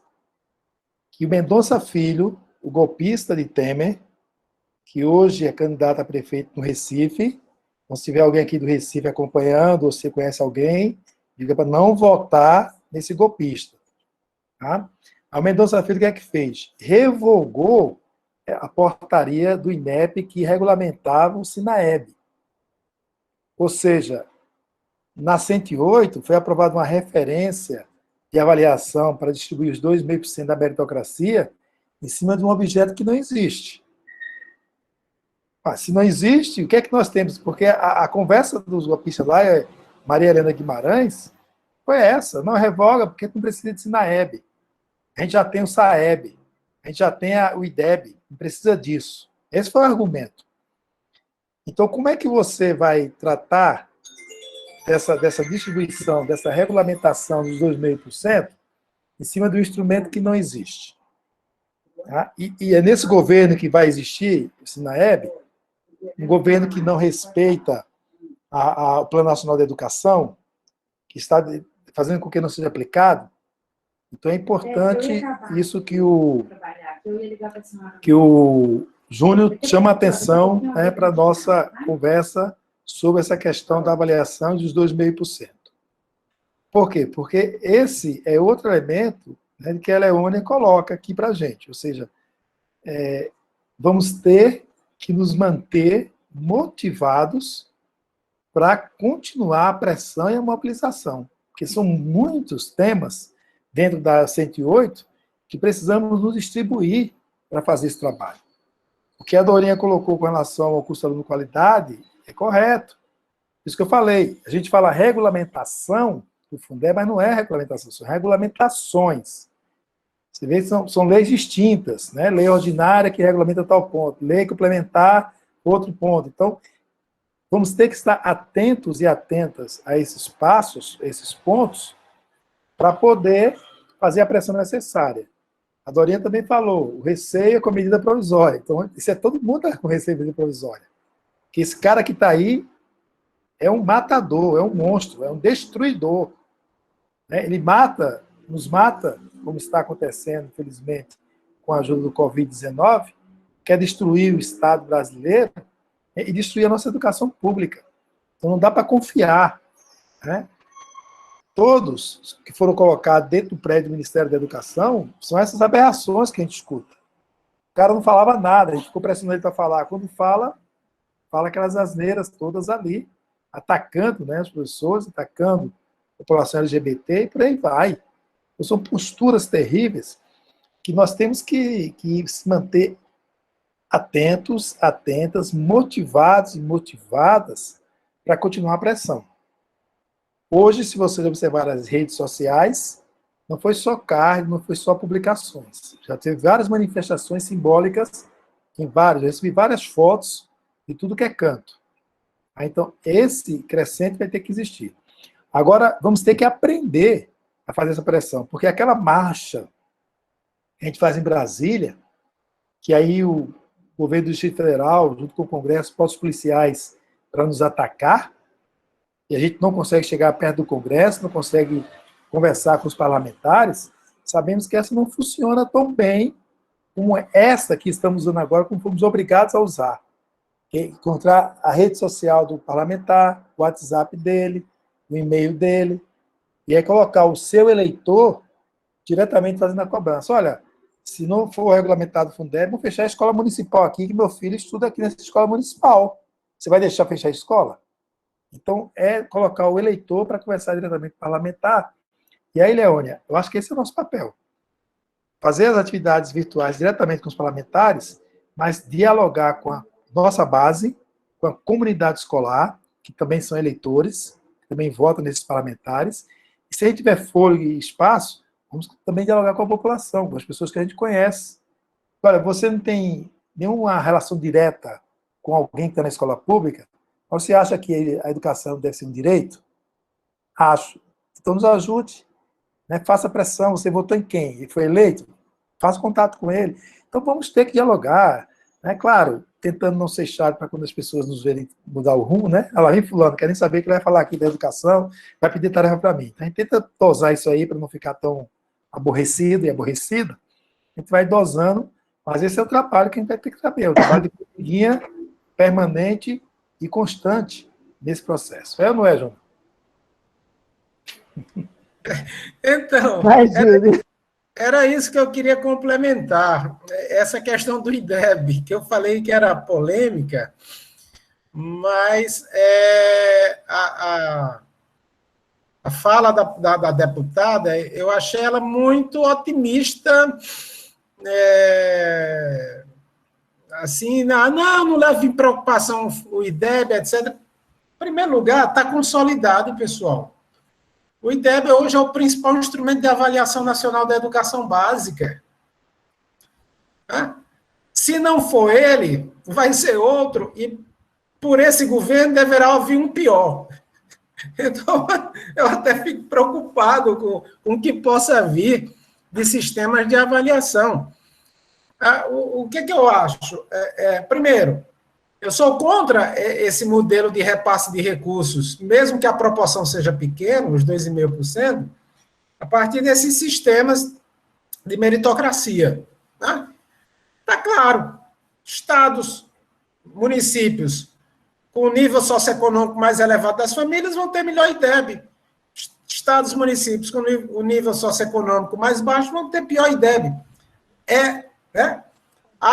Tem um ou outro, tem Sobral que se... Não é... Isso não reflete o conjunto da educação brasileira. São pontos fora da curva. Então, eu fiquei muito preocupado, porque não dar atenção a isso na verdade, deixar que o governo regulamente. Eu acho que a gente tem que estar em cima desse ponto, né? O segundo ponto, que eu falei com mais ênfase, foi sustar o IDEB para 2021. Eu acho, Helena, que aí podia pensar, discutir isso junto aos sindicatos, junto a Undime, junto a Concede, porque a permanência do IDEB como instrumento avaliativo global, ele está comprometido para o próximo ano. Qualquer pessoa saberá. Então, mas eu acho que, eu falei isso em outro espaço pequeno, aí alguém disse, não, mas agora é que a gente tem que cobrar mesmo, porque senão amolece. Amolece o quê, meu amigo? O caos está estabelecido por conta da pandemia. O que nós fizemos, e aí eu até respeito a posição de alguns secretários estaduais e municipais de educação que tiveram que ir para a atividade remota, eu acho que foi uma política de redução de danos.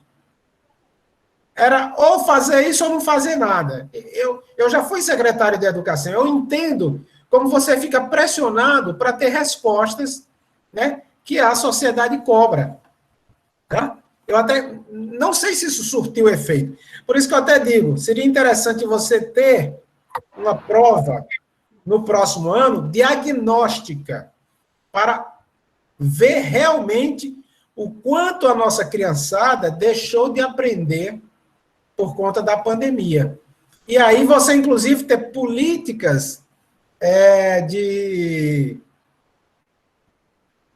ou complementação, ou de reforço, qualquer nome que se dê, né? Complementar para colocar ciclos, para você tentar recuperar o mais rápido possível essa situação. Então, eu fiquei um pouquinho preocupado, porque assim vi que não vamos discutir isso. E eu acho que a gente tem que discutir isso, porque está no cerne da política educacional brasileira.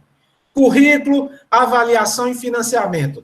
Se a gente não discutir isso de maneira holística, sabe, nós vamos sempre perder alguma coisa, porque alguém vai passar, se não passa a boiada toda, mas passa alguma coisa, porque a gente esquece de discutir essas questões. Era isso. Júnior, ótimas considerações. Assim, acho que a gente tem que fazer com o IDEB, a partir dessa sua proposição, do jeito que a gente fez com o adiamento do Enem, né? Foi um movimento muito forte, a gente conseguiu adiar, não ficou como os estudantes queriam e precisavam, mas houve um adiamento. Agora, a partir da fala do nosso colega professor Heleno, eu acho que esse momento de hoje foi bastante rico, nós estivemos com mais de 60 pessoas participando, não o ideal, como a gente queria, mais de 100, mas, assim, as pessoas que estão aqui, elas representam diversas entidades. Então, cabe, por exemplo, eu acho que o que foi trabalhado aqui precisa ser replicado para os municípios via Undime, para os conselheiros municipais de educação via UNCME, para os estudantes e professores das universidades via, aqui tem a Amped, AMPAE, IFPB não está presente, mas participa do fórum. Ou seja, a gente tem que multiplicar e criar novos espaços de discussão para essa mobilização da qual Heleno fala com tanta ênfase, né? Sem isso a gente não vai conseguir, né? O trabalho de formiguinha mesmo, lá nas escolas, lá nas secretarias, lá nos conselhos, é assim que a gente encaminha, enquanto Fórum Estadual da Educação da Paraíba. Mas alguém gostaria de se pronunciar? Eu acho que tem muita gente já saindo. A gente... Está escrita. Adelaide está escrita. Adelaide? Desculpa, Adelaide, desculpa, pode falar. Pode falar. Tem problema, querida. Vamos lá. Ai, eu não entendi. Tudo bem. Assim, Olha só. Espera aí, Adelaide, eu vou desligar o meu microfone e quem não estiver falando também. Então, só para dizer o seguinte, a gente está vivendo realmente um período, um momento muito difícil da política educacional, né? Esse desmonte todo que a gente vê, tanta frente que se abre cada dia, né? Todo dia de manhã, quando a gente abre um jornal, quando a gente abre um blog, quando a gente assiste a TV, aparece mais, parece que se multiplicam as frentes de luta, né? E, obviamente, a gente não dá conta de todas essas frentes, mas a gente tem que priorizar, então, e buscar, né? Eu penso que é a mesma coisa que está acontecendo agora com essas regulamentações, né, do Fundeb. E aí a gente vai ter mesmo que pegar aquele coletivo bem grande, Helena, que foi o coletivo de mobilização para poder aprovar o Fundeb, né? Então, juntar CNTE, campanha, MIEB, a ação educativa, todo aquele coletivo, né? Que era muita gente, e aí a gente traçar estratégias para a gente ter braço para chegar em todas essas grandes mobilizações, né? Porque é preciso fazer essa mobilização, porque se a gente não fizer essas mobilizações, a gente não vai conseguir garantir que o avanço que a gente conseguiu na aprovação do Fundeb, que ele seja concretizado. Então, por exemplo, a gente sabe, eu fico muito preocupada aqui, você, Helena, participou de uma live que a gente convidou logo após a aprovação do Fundeb, e lá Daniel Caro falava, né? Inclusive falou textualmente com alguns nomes de alguns dos nossos deputados aqui da Paraíba, e eu vejo isso com muito receio mesmo.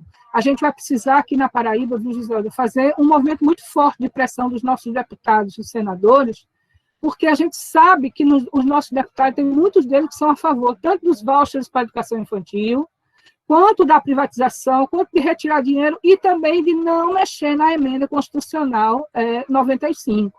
Então, assim, não é possível fazer esse aporte de recursos para o Fundeb, né, sem que a gente mexa lá naquela famigerada emenda constitucional 95.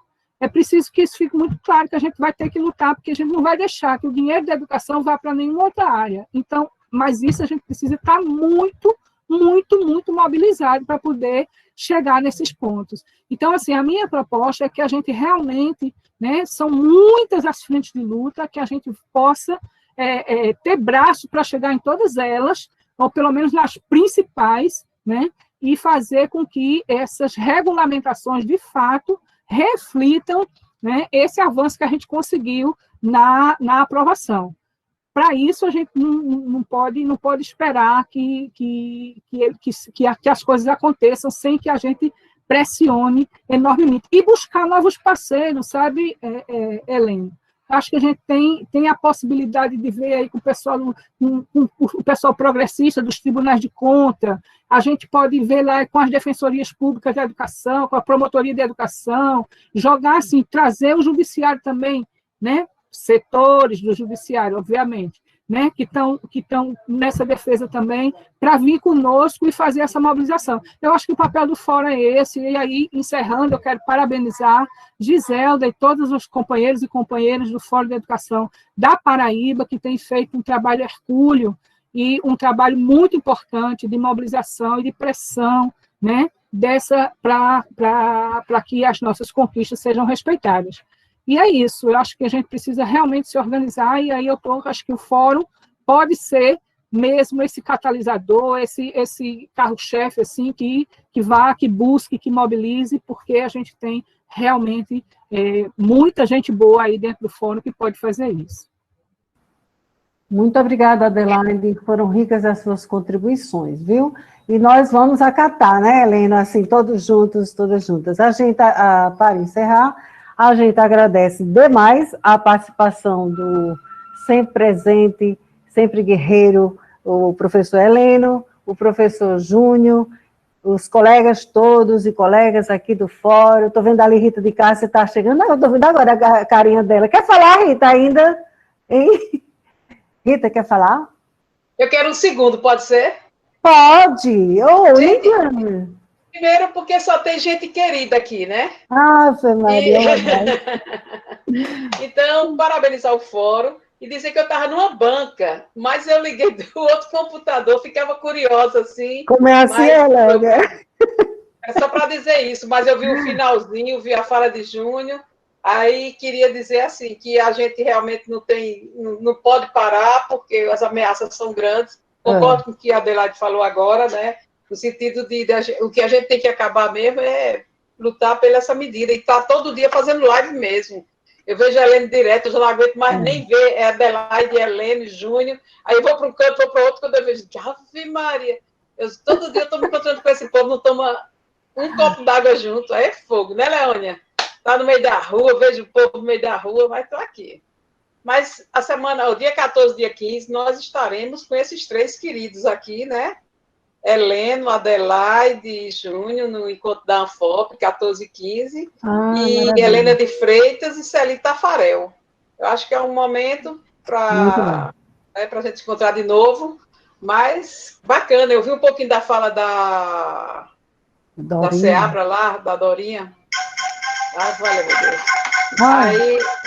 Aí estou dizendo assim, a gente vê assim, a preocupação, queria mesmo que ela lutasse mesmo, acho que ela foi uma batalhadora, espero que ela continue, né? E isso aí é forte. A Helene nem se fala, a luta é todo dia, a gente vê a carinha assim, né, nos trabalhos. Eu sei que tem gente aqui super cheia de banca, cheia de coisa, mas a gente aparece. Um abraço para todo mundo, fiquei contente de saber que o fórum fez, e fez de uma ótima qualidade, assim. Ver as caras que a gente está vendo as pessoas. Parabéns, Sandra. Sim, agradecer também a todas as outras pessoas, né, que não fazem parte do fórum, que estiveram presentes conosco aqui. Temos muita gente do Sintep, dos conselhos, dos fóruns. E outra coisa, estou vendo com o Tiago, agradecer a Tiago, o nosso técnico, sem ele não faria essa live, que eu ainda sou atrasada, e Adriano, o secretário do fórum, e a gente está articulando os fóruns municipais de educação. A gente criou um formulário online para eles responderem. É muito difícil esse pessoal responder, mas se tiver 50, a gente já está com uns 50, a gente vai fazer uma reunião com esses 50 para que a gente possa multiplicar esse desejo de mobilização, de luta, tá certo? Um beijo no coração, muito obrigada a todos e a todas. Gente, pode abrir agora os microfones para as despedidas. Valeu, pessoal. Daqui a palma, bater palma.